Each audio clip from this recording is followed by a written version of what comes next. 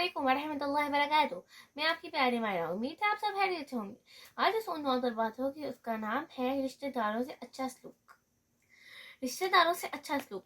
हमारे रिश्ते अक्सर ऐसे खराब होते हैं कि बाहर वाला आकर हमें बताता है कि फलां रिश्तेदार ने तुम्हारे खिलाफ ऐसी ऐसी बातें की हैं जो आपके मिजाज के खिलाफ होती हैं, और आप समझते हैं कि बस अब ये रिश्तेदारी के लायक नहीं है, इससे बात नहीं करनी, इसके साथ रिश्ता निभाना नहीं चाहिए हमें। लेकिन अगर आप थोड़ी सी हिम्मत करते हैं और इसी रिश्तेदार से पूछते हैं कि क्या वाकई आपने ऐसी बात की है, तो दो चीजें जाहिर होती हैं।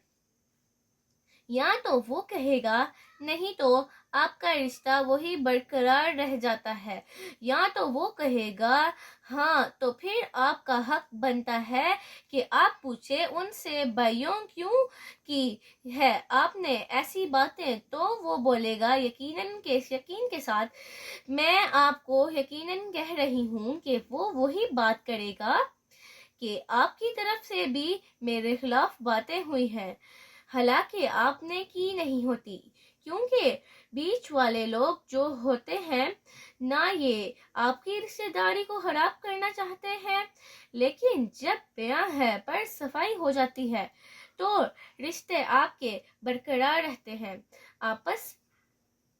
इसलिए मेरा आप सबको यही पैगाम है कि अपनी छोटी छोटी गलतियों और रहवानियों की वजह से अपने अच्छे अच्छे रिश्तेदारों और रिश्तों को खराब मत होने दें।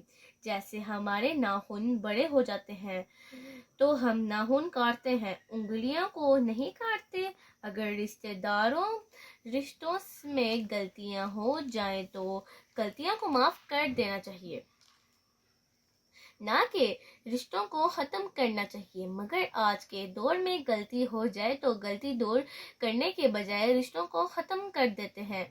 गलती को दूर करें, रिश्तों को नहीं, नाराज नहीं होना चाहिए, नाराजगी दूर करनी चाहिए।